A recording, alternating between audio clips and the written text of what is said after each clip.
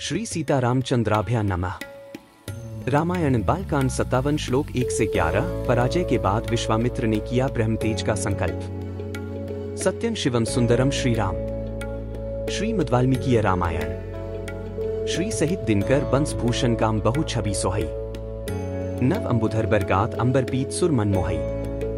मुकुटांग दादी विचित्र भूषण अंग अंगन ही प्रति सजे।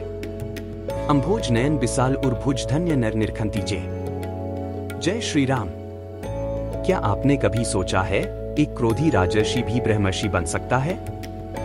क्या पराजय से उत्पन्न वेदना जीवन को मोड़ सकती है?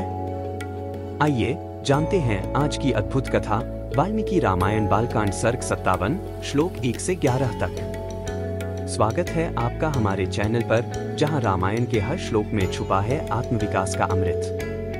पिछले भाग में हमने देखा विश्वामित्र ने चलाए सभी महास्त्र, लेकिन ब्रह्म तेजस्वी वशिष्ठ जी ने केवल अपने ब्रह्मदंड से उन्हें शांत कर दिया। यह एक ऐसा क्षण था जिसने विश्वामित्र को भीतर से झकझोर दिया। आज का विषय सर्ग 57 श्लोक 1-11। भावार्थ व व्याख्याहार और अपमान के बाद भी विश्वामित्र ने वशिष्ठ जी को रघुकुल का सम्मान करते हुए प्रणाम किया। उन्होंने अपने भीतर झांका और क्रोध की अग्नि को त्याग कर तप की अग्नि जलाने का संकल्प लिया। यह एक बाहरी पराजय थी, पर वह बनी आंतरिक जागरण की वजह। अब शुरू होता है उनका अग्निहोत्र, तप, ब्रह्मचर्य और ब्रह्मतेज की ओर यात्रा। सीख, स्पिरिचुअल लर्निंग बाह्य बल से जीता हुआ युद्ध केवल अहंकार देता है, लेकिन आत्मबल से जीती हुई हार जीवन बदल देती है। यही क्षण है विश्वामित्र के राजर्षि से ब्रह्मर्षि बनने की यात्रा का आरंभ। कमेंट करें, क्या कभी आपकी हार ने आपको जीवन में नया मोड़ दिया है? सप्तपंचाशः सर्ग। विश्वामित्र की तपस्या। राजा त्रिशंकु का अपना यज्ञ कराने के लिए पहले वशिष्ठ जी से प्रार्थना करना और उनके इनकार कर देने पर उन्हीं के पुत्रों की शरण में जाना। ततः संतप्त हृदय स्मरण निग्रहमात्मना। विनयश्वस्य कृतवैरो महात्मना एक सदक्षिणा दिशं गत्वा महिष्या सह राघव। तथा परमंघोरम विश्वामित्रो महत्पाहदो। श्री राम। तदंतर विश्वामित्र अपनी पराजय को याद करके मन ही मन संतप्त होने लगे।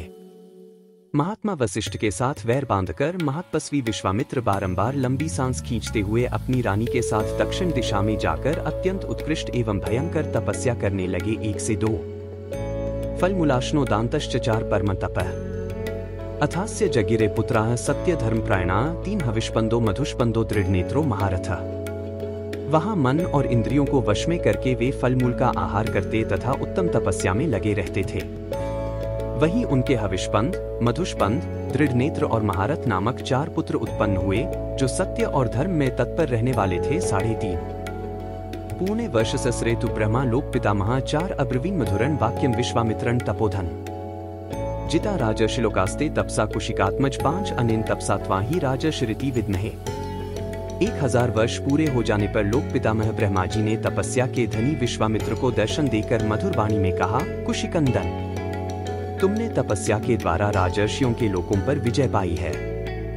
इस तपस्या के प्रभाव से हम तुम्हें सच्चा राजर्षि समझते हैं। 4 से 5 1-2।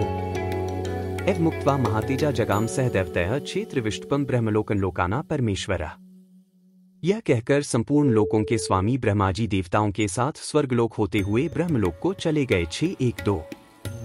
विश्वामित्रोपि तच्छ्रुत्वा हरिया किंचित वांगुखः साथ दुर्खेन महताविष्ट समन्युरिदं ब्रवीत।